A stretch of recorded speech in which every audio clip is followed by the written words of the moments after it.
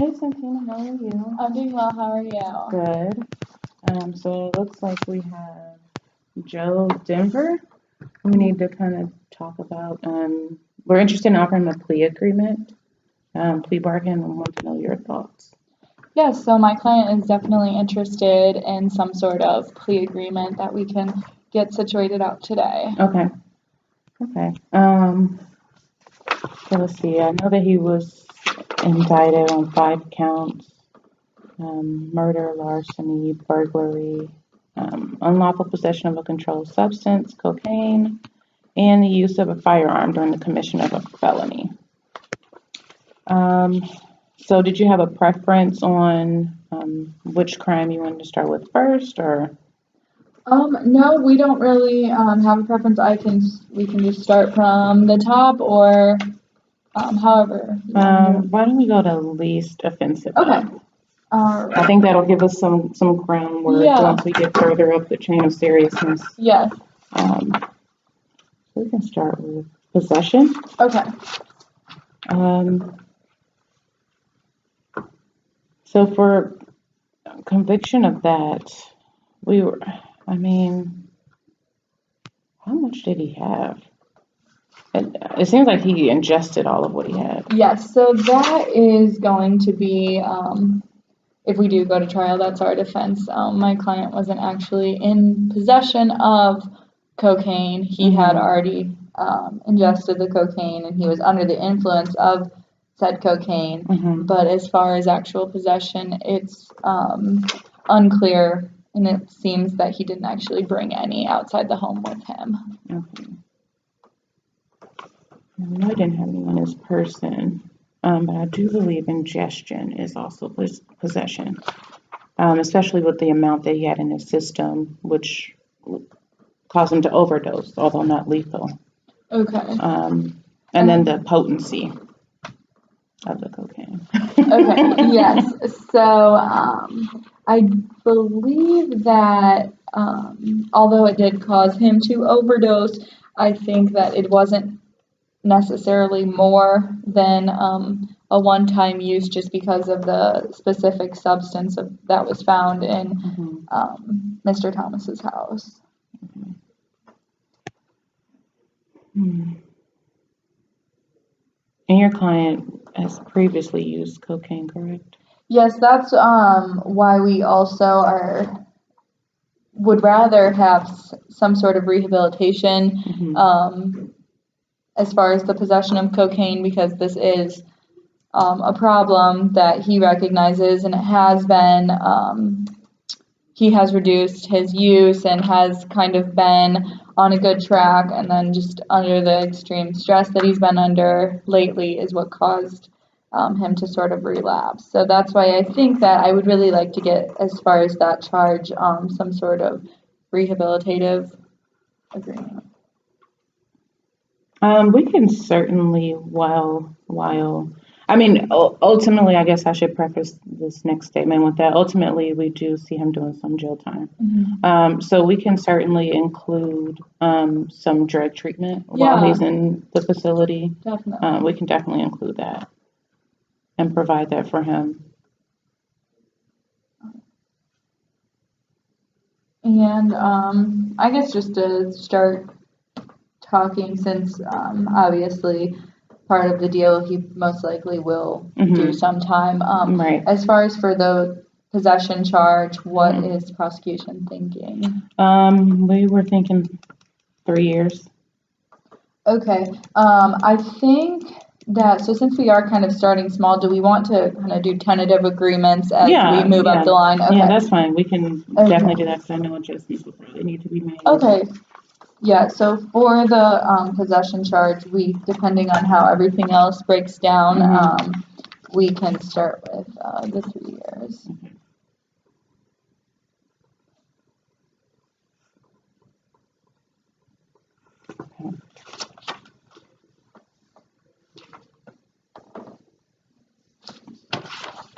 Okay. So do we want to next go over the use of firearm? Yeah. Okay. Yeah. Well, the felony was burglary. Right. entering the home of another at night with intent to deprive, which he clearly had that. So I guess so we're kind of going to jump up to burglary as well, because we did want to talk about entering the dwelling at night. So my client informed me that it was sunset when he arrived at the house, and so I believe that he got there at approximately sunset. That is described as when the sun first starts to go down. So I think that my client would like to see burglary in the second degree, because it wasn't sort of what you think of with burglary in the first degree and break in the middle of the night. See, I guess we have different ideas of what sunset would entail, because sunset in May, the sun tends to, right? Is a day longer or shorter? I don't know when the clock's changed, but I feel like it's a little longer. Yeah, so it's sunset. I mean, I just like to think, we kind of put ourselves in the mindset of what are you typically doing in your home at sunset? You're like, dinner's finished, table's probably cleared, everyone's winding down, getting ready to go to bed. So in our mind, that is the evening, that is the nighttime. Okay. As far as the normal course of the way families do things during that time, and then also the area in which the home is located. We believe that it's probably not well lit, given the seclusion of the home, and so my thought is that it's actually darker in that area. Okay. So yeah, I can't remember where it is, but I found said like the definition of sunset is when the sun goes below the horizon. So I guess, or that's when dwelling at night would be. So as soon as he got there, if it was already approximately sunset, I guess we're just concerned that that's a big difference between the first and second degree for something that is not completely clear to either side. I would just really like to get my client something more. So if we were doing burglary in the first degree, he would only probably take that deal if it was a lesser sentence, or if it was lesser prison time.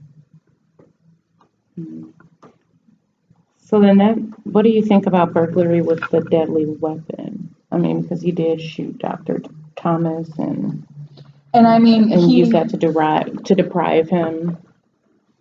So he did not go there with the weapon, and he did not have the intent to burglarize the house with the weapon, and that was sort of an afterthought, and he wasn't even going to use it until Mr. Thomas took it from him and shot him. So I don't think my client's willing to do burglary with a deadly weapon at all. Well, then that drops us down to first degree. Right. And my reason for thinking first degree, because I feel that there was some premeditation and deliberation going on with that.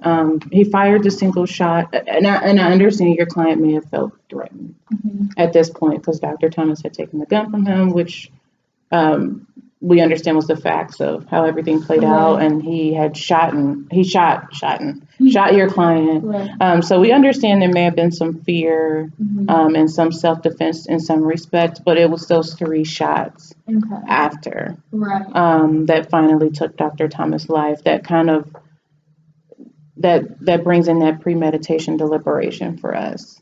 Which brings us to that first degree level. So what did the prosecution want to offer with what sentence with the burglary in first degree? So burglary in first degree, we were thinking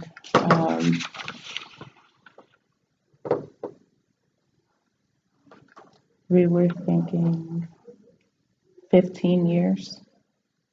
Okay. Before agreeing to that, I guess we would have to, I don't know if we can even tentatively agree to that. We would have to keep progressing just because of the sort of issue and inconclusive nature of the whether it was at night or not, and that being kind of what it falls on.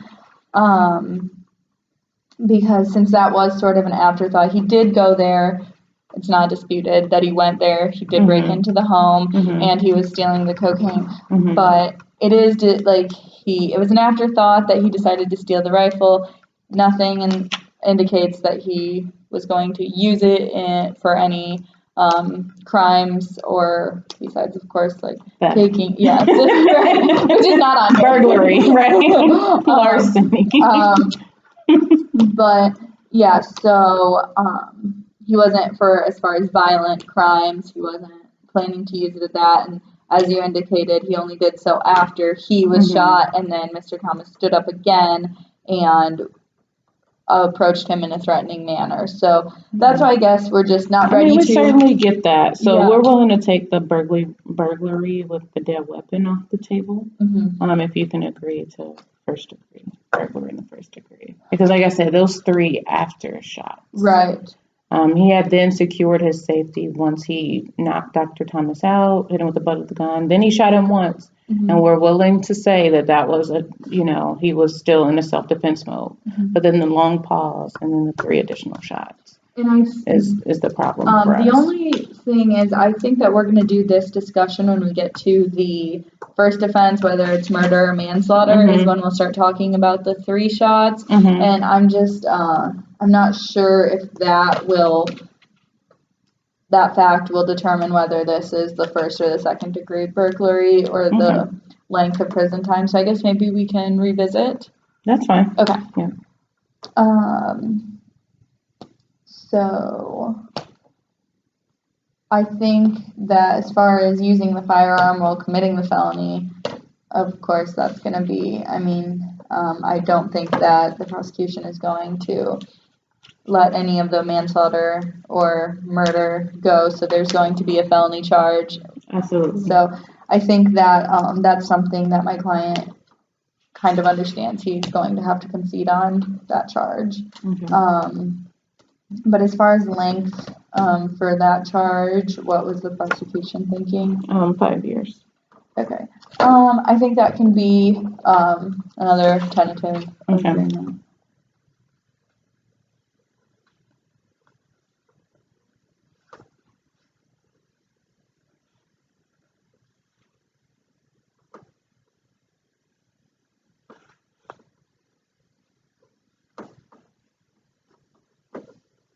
Make sure it's okay. So, did we want to move on to the larceny charge? Sure. Yeah, we could do that. Okay. So, what is the prosecution's thoughts on that charge? For the grand larceny, we were definitely leaning towards grand larceny. Because of the amount of cocaine he took and the value of that. And then as well as the shotgun, the rifle that he was going to take. Okay.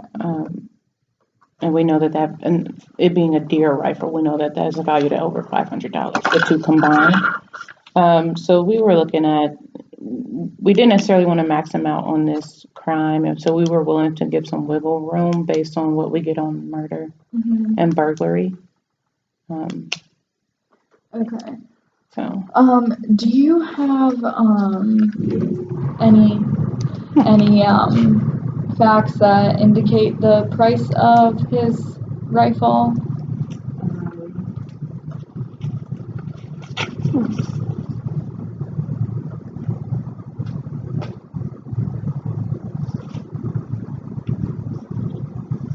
I have his ad that I found.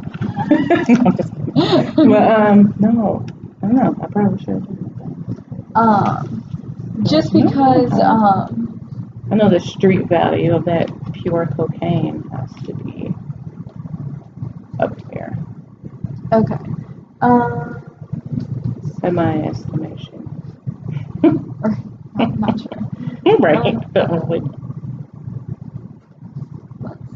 So, just because we don't have, we don't know the kind of the rifle, what caliber it was, how old it was, if it was very old. We don't have any of those facts, and upon research, it just seems that rifles can really range from, very low to, of course, they can get up higher, but we just are wary to allow a charge that can range up to 15 years as opposed to 2 years on something that we don't have facts to support.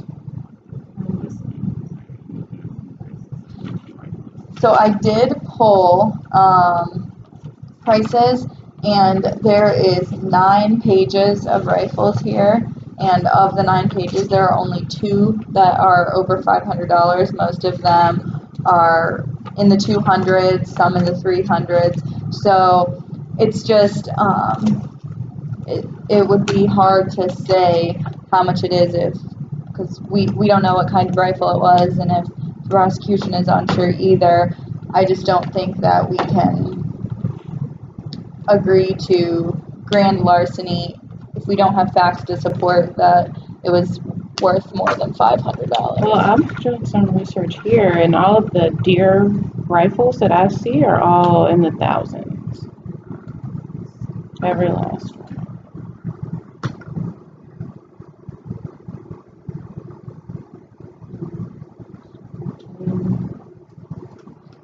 Well, that one's 610. So I guess, That one's 1,600. There definitely are rifles that can go up to, thousands and thousands of dollars, Right. But whether, because of course, like I said, I found pages of 279 and all of that, so I don't, of course, I'm going to find research that supports the lowest end rifles, and you're going to be able to find the highest end. So, right. So I'm going to be somewhere at 500. What'd you say? And somewhere in the middle at 500. Yes. So I guess it's just hard. It would be difficult to charge him with a crime that carries a much longer sentence when we just don't have facts to support it.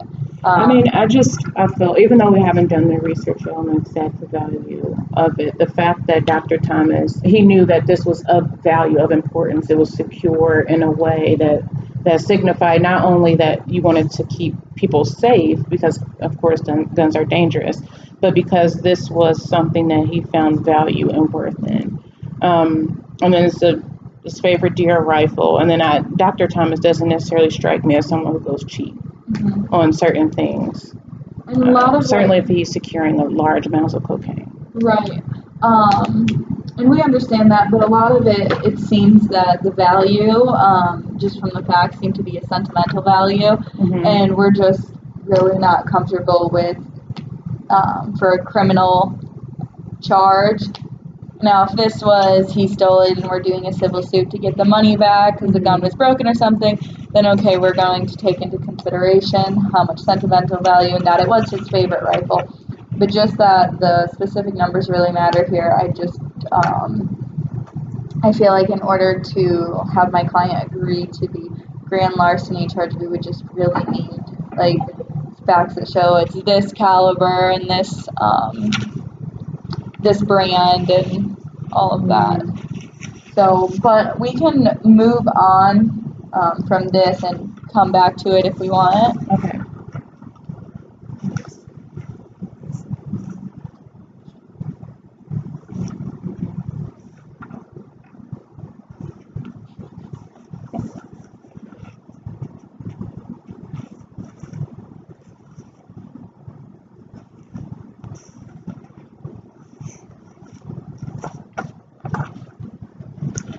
I guess we can talk once we figure out the murder charge and stuff, and then maybe we can come up with deciding if it's consecutive or concurrent and see if that works. Okay, yeah.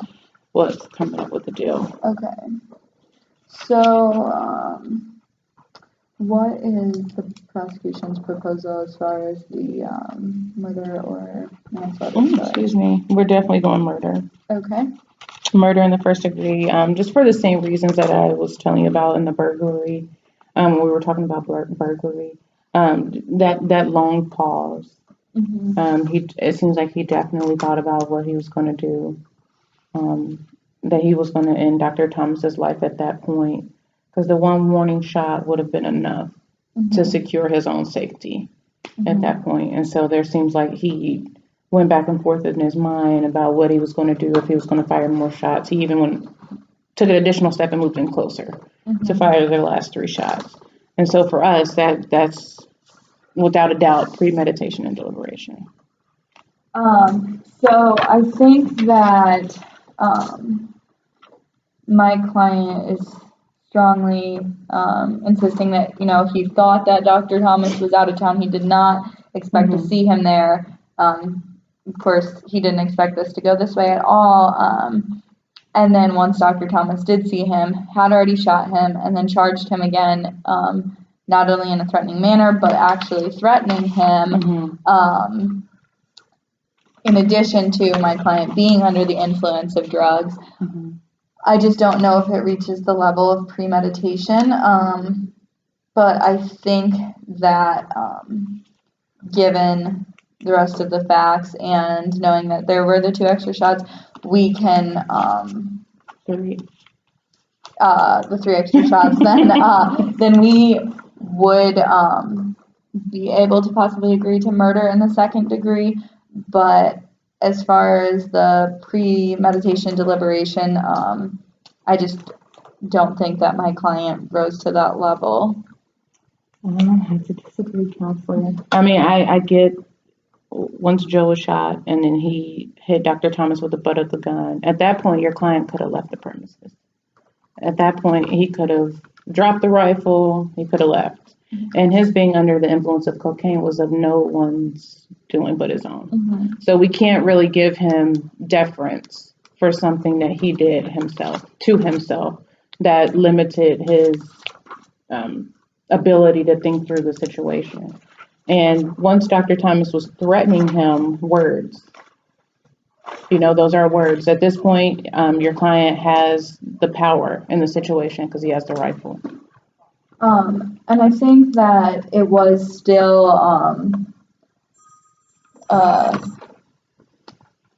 my client was still in fear of his life because he had the rifle originally and Dr. Thomas was able to get it from him and your client gave it up. He just gave it to him because he was afraid. Or not afraid, he respected Dr. Thomas and said he didn't put up any struggle when he let go of the weapon. So I guess then once he got it back and saw that Mr. Thomas was still approaching him, even after being hit, he rose up and began to, go after him and threatening. Yes, in a threatening manner, and had already been shot by this man. I think that there was definitely, I just don't think he didn't go there with the intent to even see him, let alone injure him or kill him. And after violence started from Dr. Thomas, and it's like both parties are aware that Dr. Thomas hated him already, and he was aware of that, which made him even more fearful because now Dr. Thomas has an easy excuse to say, this is why I shot him and this is why I attacked him. So I think that my client was justified in being I don't think scared. We have to question Dr. Thomas's intent. I mean, under the Castle Doctrine, he has the right to protect his home. And he did so by securing your client. He took the rifle, told him to sit down, and was going to call the police. It wasn't until your client tried to flee that Dr. Thomas... Right, and he was not a threat at that moment. Well, he doesn't know what he's doing. The Castle Doctrine, though, does not include when someone is fleeing the premises. But he's still fleeing within the home, and he's already on cocaine. He doesn't know if there's other weapons in the house. Maybe he's going to get another weapon.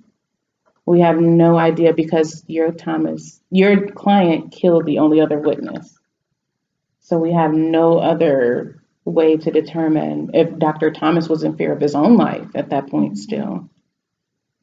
I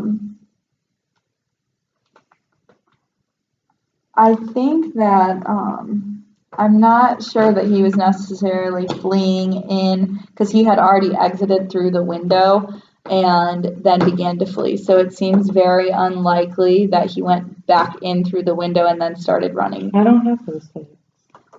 He ordered him, Dr. Thomas put him in the front of the house. He panicked and decided to run. Well, maybe we have different facts, but I don't. Oh no, here. So he had just exited through the window.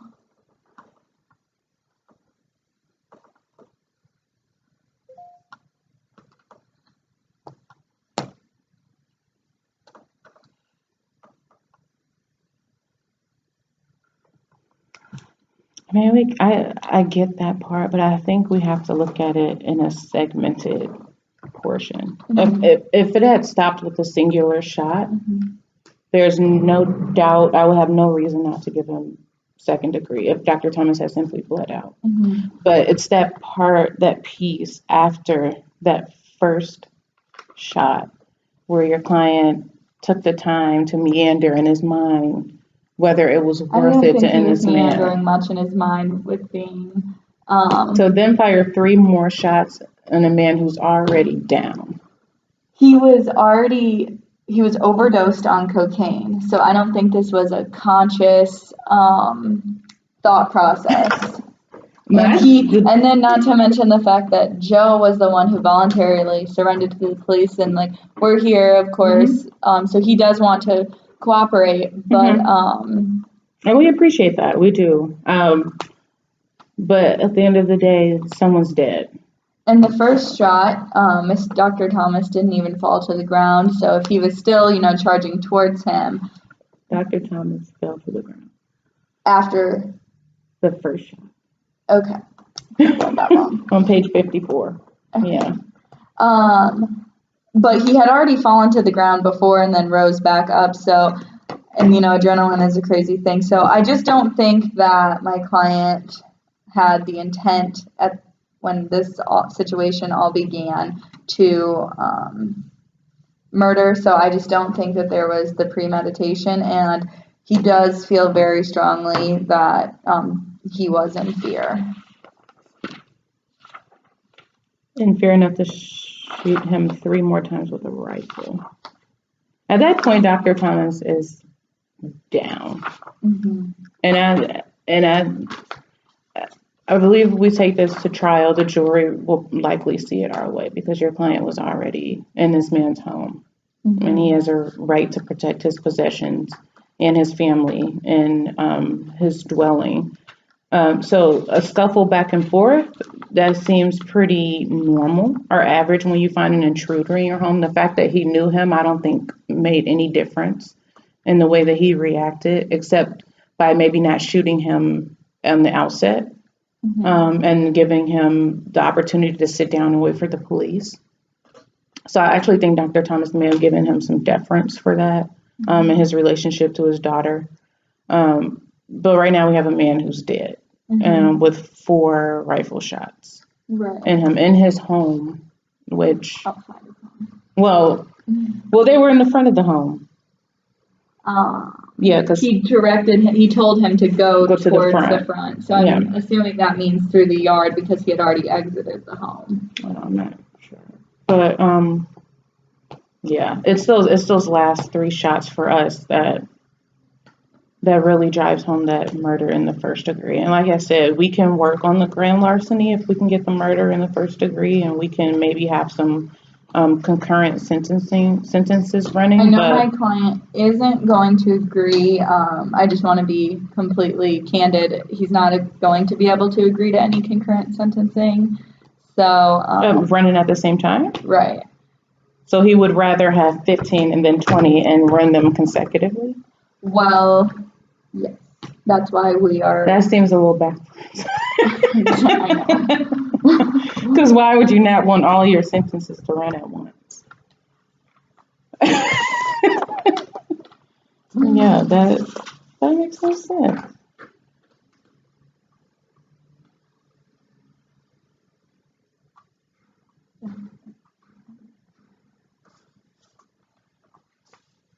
Interesting.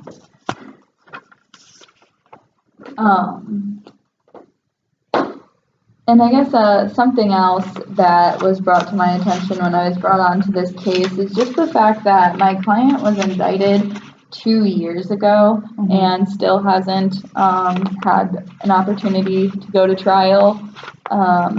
So it just doesn't seem like the speedy process that he has a right to.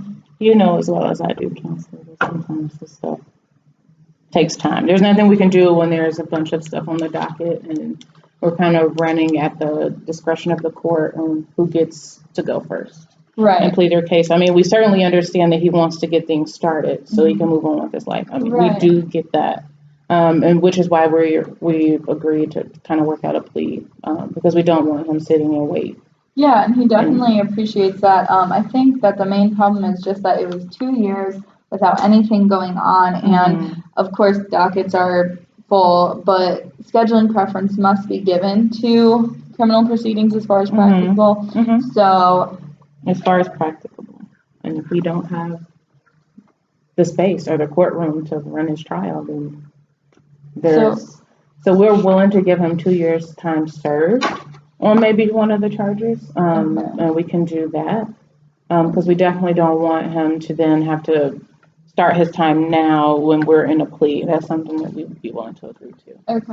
That he can get time served for those 2 years. Okay. So, I guess just since we're learning that, before we move on to the bigger things, can we bounce back to the possession instead of 3, go to 2, so that kind of balances that out, and then we can move on further and start getting down to the numbers for the larger offenses. Because I accepted that right away.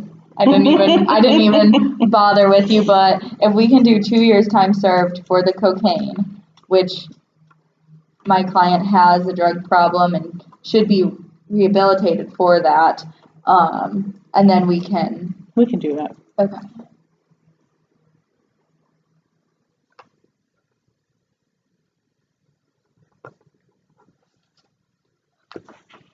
All right, and then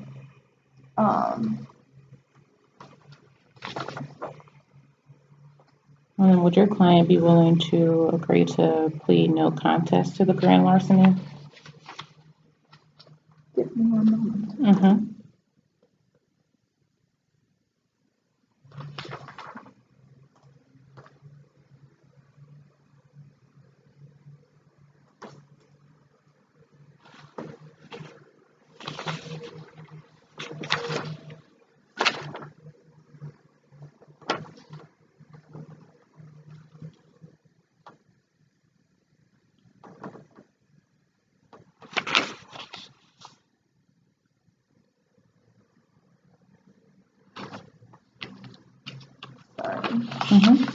Take your time.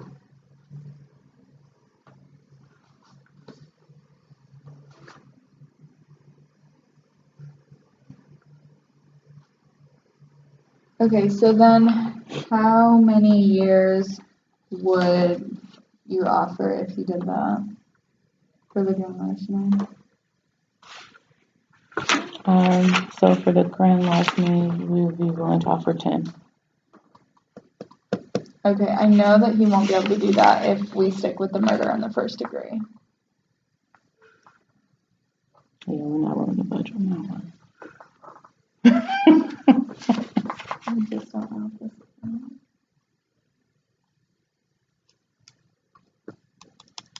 I think, to be just completely honest, the only way we're going to be able to agree to the murder in the first degree is if we essentially do probation for the rest of the offenses.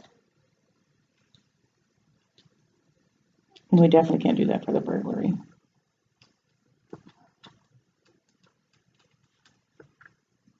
And how many years would you be going for the murder in the first degree?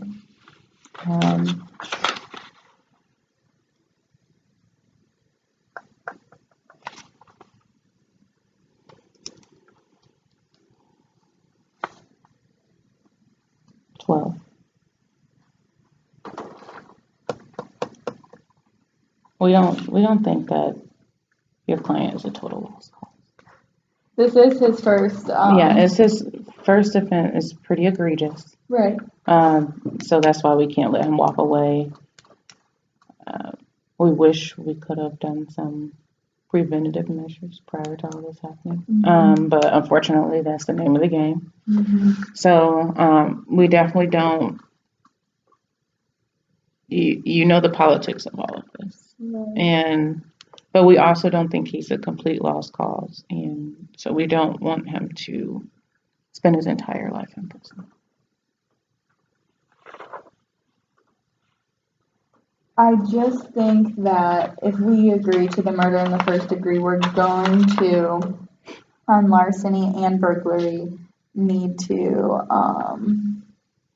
for larceny, drop down, to the not grand larceny, and then we would have to go down to burglary in the second degree. That would not work for us. So here's an offer. Murder in the first degree, your client pleads guilty. And 12 years. Okay. For 12 years. Grand larceny, he can plead no contest. And we would be willing to do 10 for that. For burglary in the first degree, we will be looking at 15. Firearm with committing a felony, 5 years. And possession, 2 years time served. And I'm not sure why your client would want that to run consecutively, but we can definitely give him that. That's what he wants. Mm-hmm.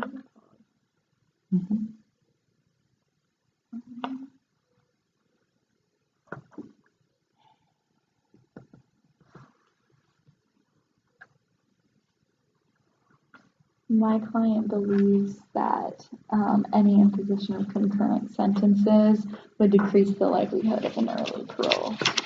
That's why he is not wanting to agree to that.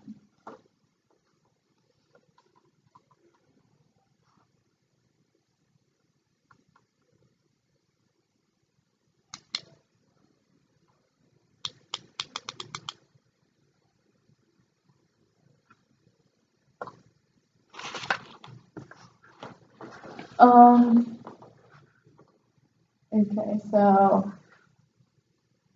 let me do. Second offer. Okay. No, this is as low as I'm going. Are you sure? Yes. Guilty to voluntary manslaughter. Okay. 12 years, sorry. That one can go up to 10. We can go above. Oh, yeah. Yeah. You can go outside the sentencing guidelines.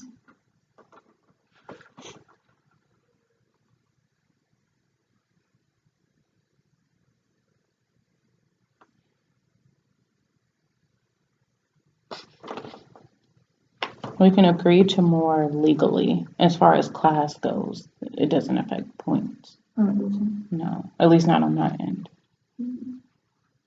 Because he'll just treat it as going to the statutory maximum. Oh, you will? Okay. Yeah.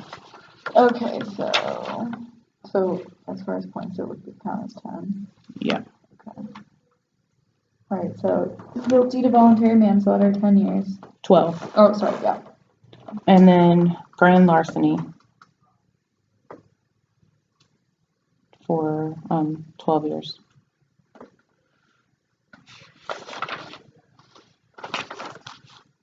Okay. Burglary in the first degree, 15 years. And then firearm with a felony, 5 years. Possession, time served, 2 years time served. So he'll still be in prison the same amount of time, just instead of murder in the first degree, it'd be voluntary manslaughter and everything else is the same. Yep. And actually, grand larceny went up, so he would be in prison longer with this sentence. What, for 12? Yeah. What did I say before? 10. Okay. I thought I said 12. I'll do 10. And, yeah, but I think as being willing to give on a voluntary manslaughter will probably likely increase his chance of parole. Okay, can we do, so the voluntary manslaughter for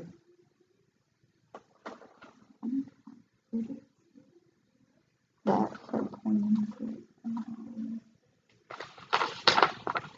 it doesn't count against it.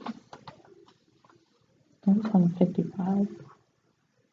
On page 55 is what it says. Maybe you don't have that one.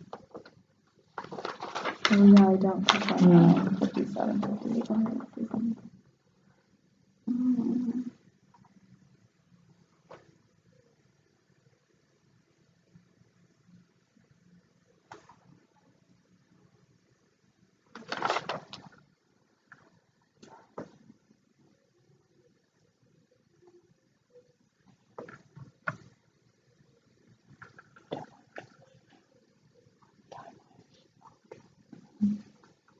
Okay.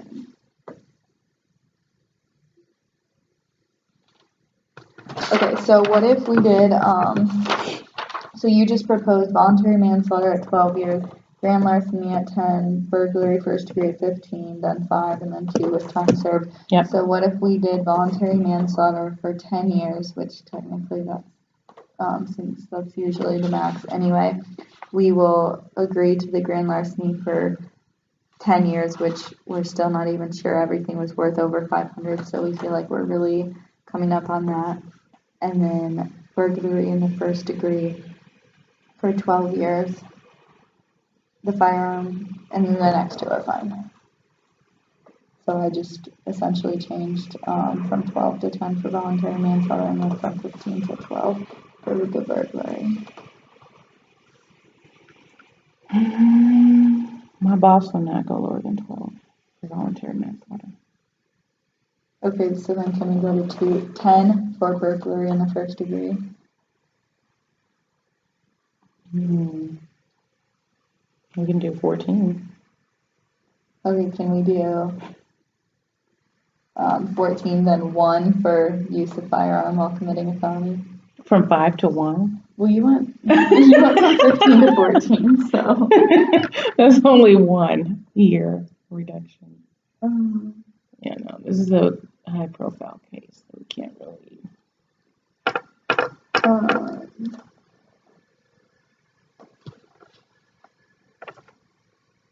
Hold on. He definitely used that firearm while he was committing a felony.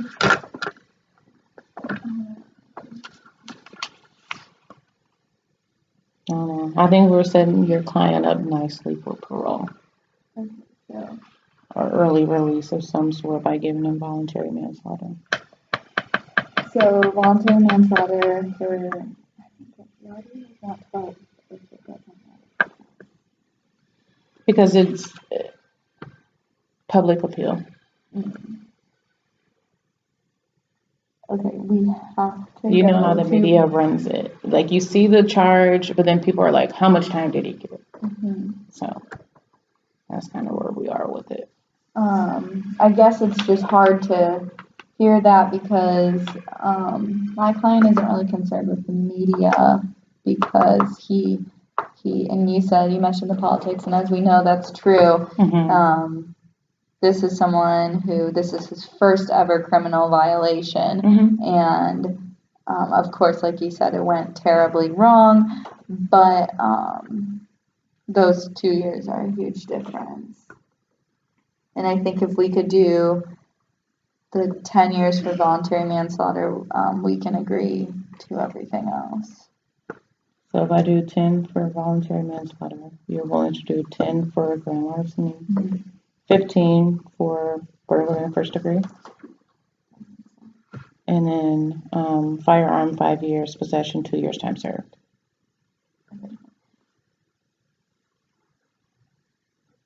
If so, we maybe have to work with it.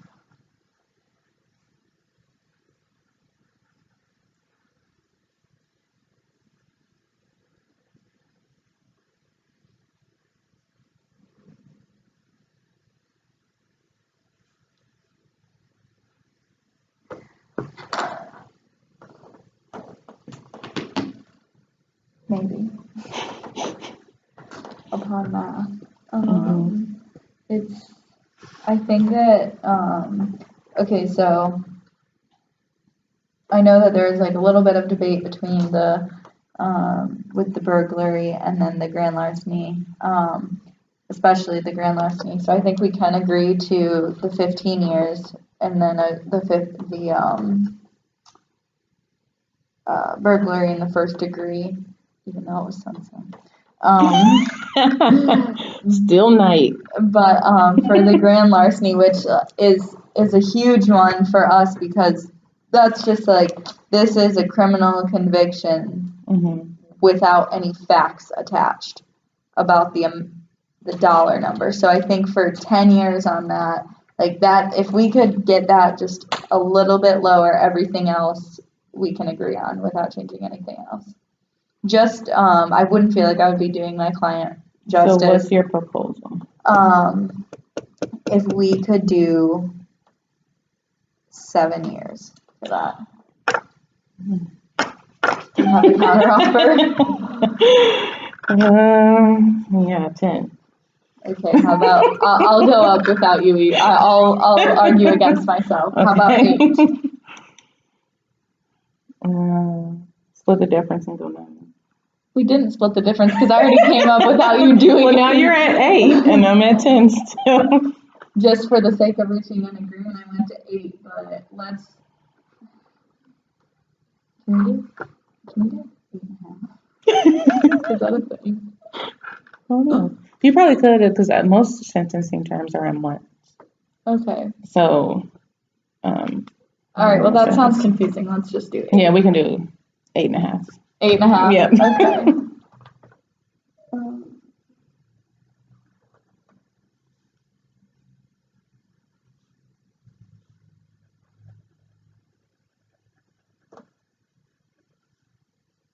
And then we can't go to 14 and burglary then? No. Okay. Well, I think that this will be fine. Okay. Are we still doing the guilty to voluntary manslaughter? No contest, grand larceny?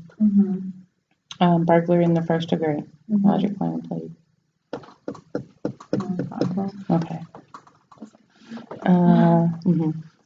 It does. Is that better? Firearm, guilty. It's the same, really. And then guilty for possession and time served. Okay. And then as far as everything's running consecutive? Yeah. Okay.